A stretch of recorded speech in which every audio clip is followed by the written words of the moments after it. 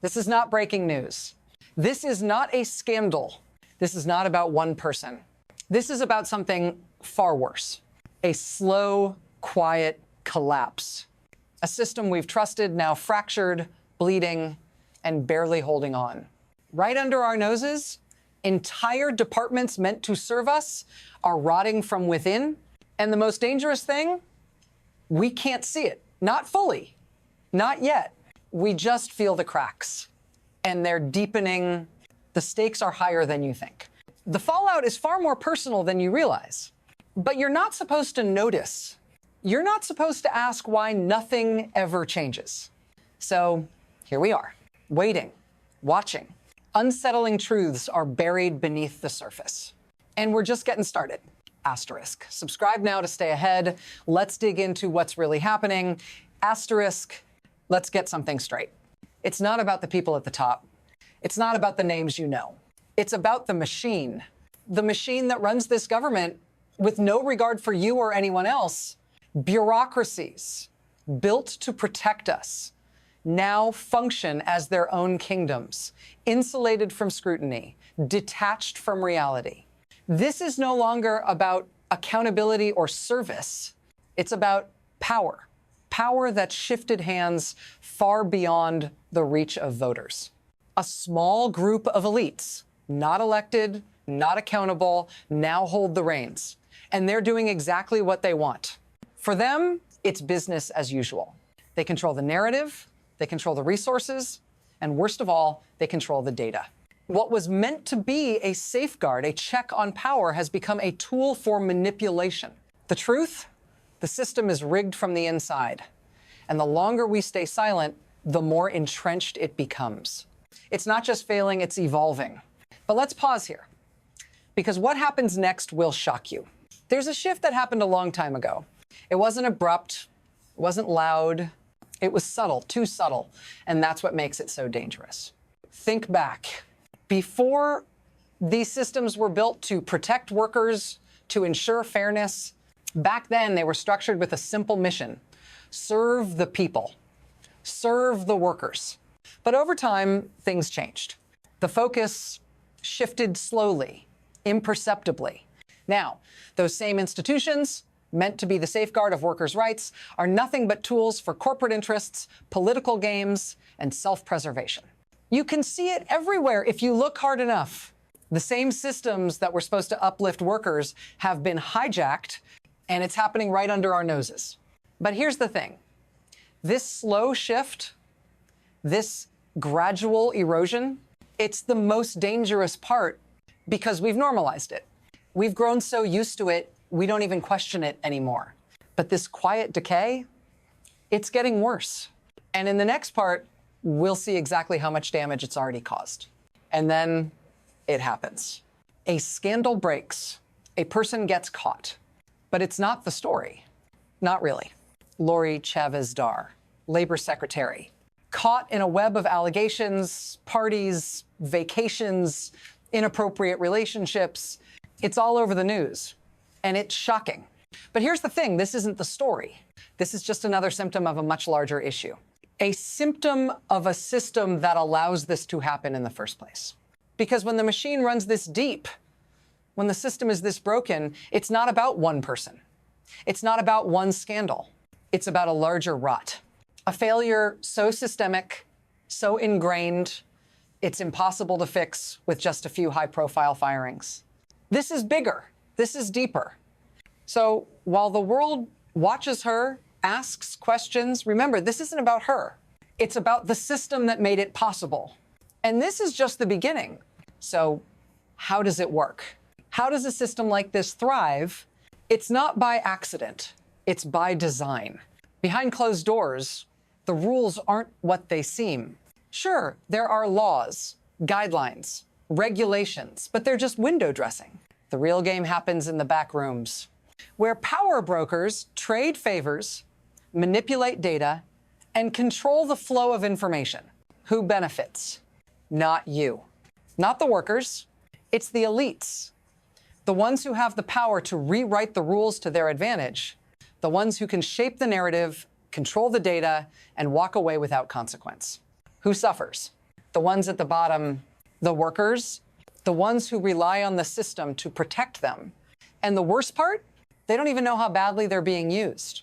This is the quiet mechanism that keeps the system running. This is how it survives. And as we move forward, we'll see how much deeper this goes. And then it escalates faster this time.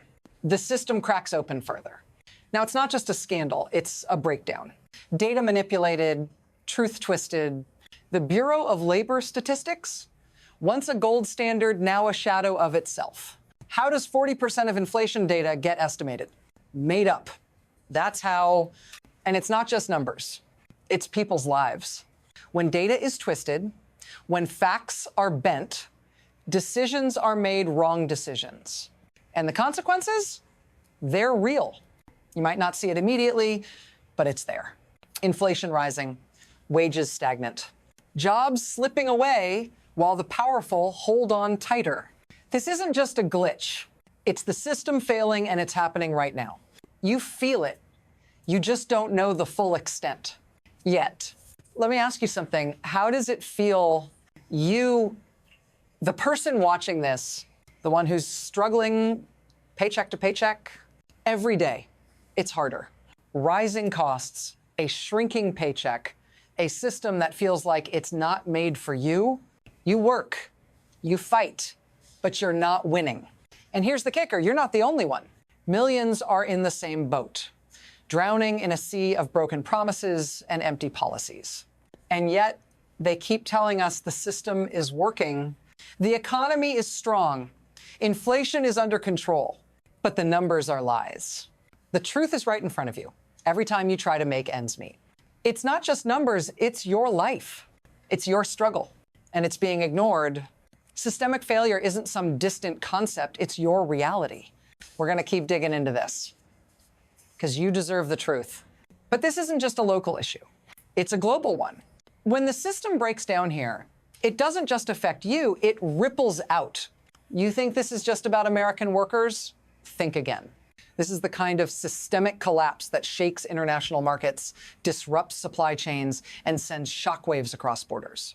When the Department of Labor is compromised, when inflation data is fabricated, the entire foundation of trust crumbles. And it's not just us feeling it, it's the world. Countries watch.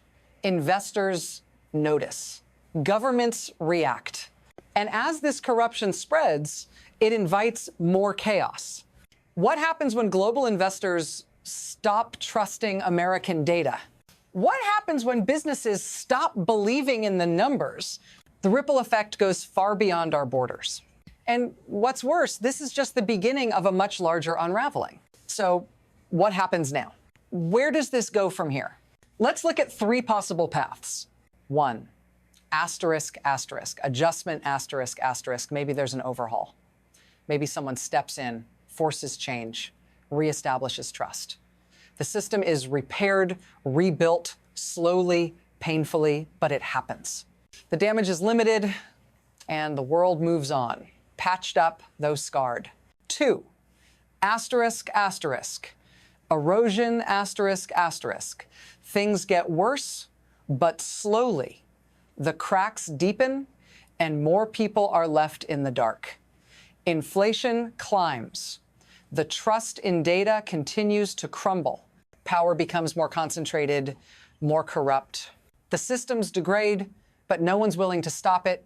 The damage is irreversible, but it takes years for the full toll to be felt. Sen, asterisk, asterisk, rupture, asterisk, asterisk, the system collapses completely. What we're seeing now is just the beginning of a massive breakdown. It's not just trust that's lost, it's everything. Institutions collapse, markets fail, the economy falters, the government crumbles under the weight of its own failures. This isn't a slow burn, it's an all-out collapse. Which one will it be? We don't know yet, but the clock is ticking. And what happens next depends on whether we act now or wait until it's too late. We're not out of time yet, but the window is closing fast. What we've seen is just the tip of the iceberg. We're living in the aftermath of a broken system, one that no longer serves the people it was built to protect. The damage is real. The consequences are unfolding right now. But the biggest question still remains, Will we wait until everything collapses? Or will we take action before it's too late? The truth is, we can't afford to wait. We're running out of time, and the cost of inaction is too high. So the next move is up to you. Do you stay passive, or do you take a stand and demand change? This fight isn't over yet, but it will be if we don't act now. Don't let this be the end of the story. Stay informed. Stay engaged.